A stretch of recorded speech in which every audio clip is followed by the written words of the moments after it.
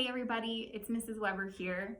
And yes, I'm back in my classroom, but I have to admit this view is not nearly as good because you are not here looking back at me. And so I want to open up my last devotional of the school year by first saying how much I miss you and how hard it's been to not be in the same room as you as we've been learning together. But now that it's the end of the school year, I wanted to make sure that we finish the way that we started. That's why I'm back in my classroom, and that's why I'm filming this devotional for you.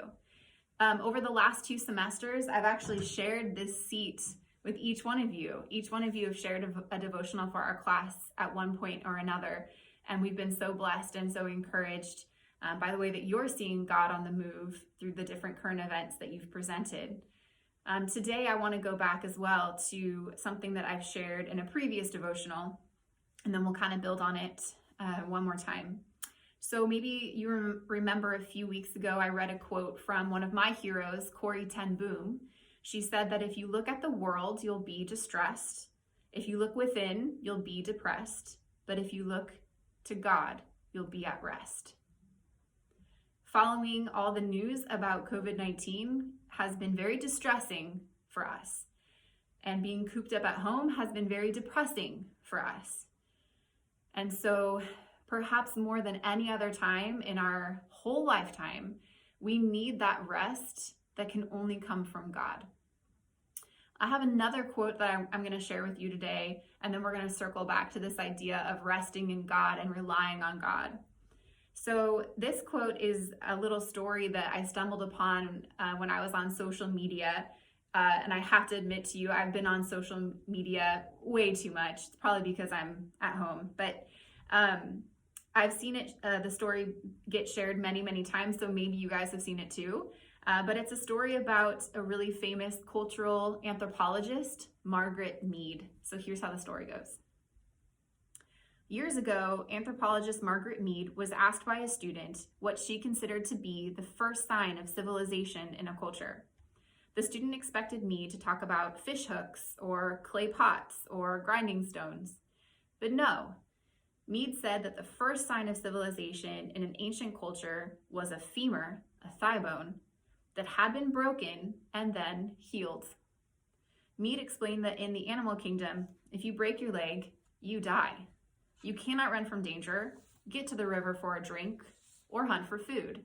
You are meat for prowling beasts. No animal survives a broken leg long enough for the bone to heal.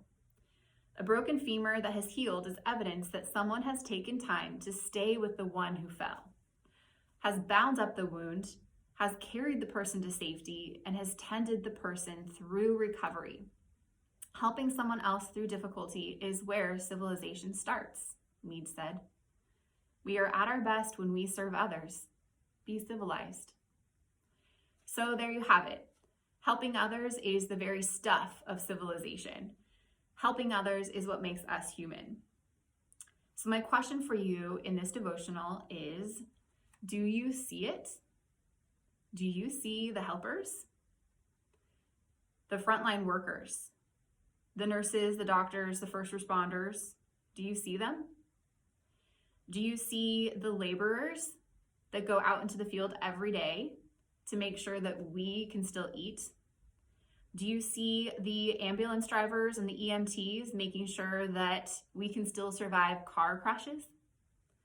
Do you see the plumbers that are making sure our houses don't flood when a pipe breaks right now? Do you see our local and national leaders that are going to work with their masks on to make sure that we still have laws and a budget? Do you see your mom or your dad or your guardian going to the grocery store so that you don't have to?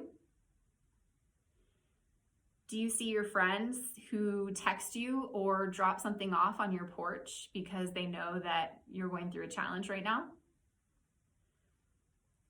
The truth is we all need help. That's part of being human. But we can also all be helpers. That's the other part about being human. That's what makes us civilized, right?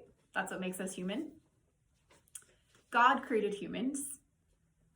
We are his image bearer, and he knows our need. All of this that's happening, the pandemic, the issues that you're encountering at home, the thoughts that you are too afraid to say out loud. None of those surprise God. He knows all of them. Psalm 46:1 says, God is our refuge and strength, a very present help in trouble. Do you see how present God is right now? Do you see him as our helper? God knows humans need help. He is our best help. And in addition, he orchestrates the helpers all around us. He also empowers us to help others through his Holy Spirit. Later in the Bible, Jesus talks to his disciples. It's right after Jesus is resurrected, but before he's ascended to heaven. And he tells his disciples that a helper would be coming. And the helper that Jesus is talking about is the Holy Spirit.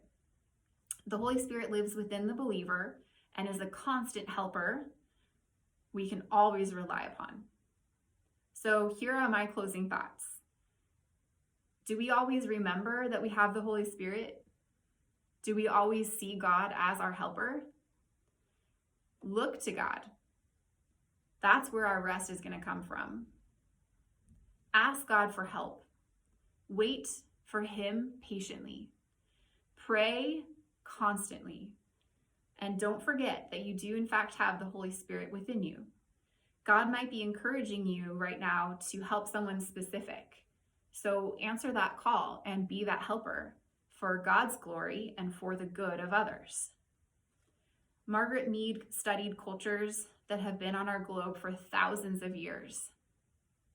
She was able to distinguish what makes a civilization from her distance. I think that's what we need too. We need probably another 1,000 years before we can look back on this pandemic and start to understand the magnitude of what God is accomplishing in the midst of this crisis. It's really hard to understand it being in it. That's what history is, right? It's looking back with perspective. We are finite beings. That means that we are not infinite. We only have so much time on earth, and we only have so much understanding. We must rely on the God that is above time, beyond time, and has all the understanding. He is our help. He is the best one who can help us. So my prayer for you is that you see God as your help, that you look to him in this circumstance, and that you would rely on the Holy Spirit to be your helper so that you can help others. And just before I sign off for today, if there is anything specific that I can be praying for alongside you, if there's anything in particular that I can do to help you, there's only a few weeks left, but this offer stands beyond the next few weeks. Like anytime during summer, you guys have my email address, reach out to me, please. If for some reason you found this YouTube video and you're not even a current student of mine, find me on Instagram, Weber World History, message me, let me know what I can do to help you, to pray with you.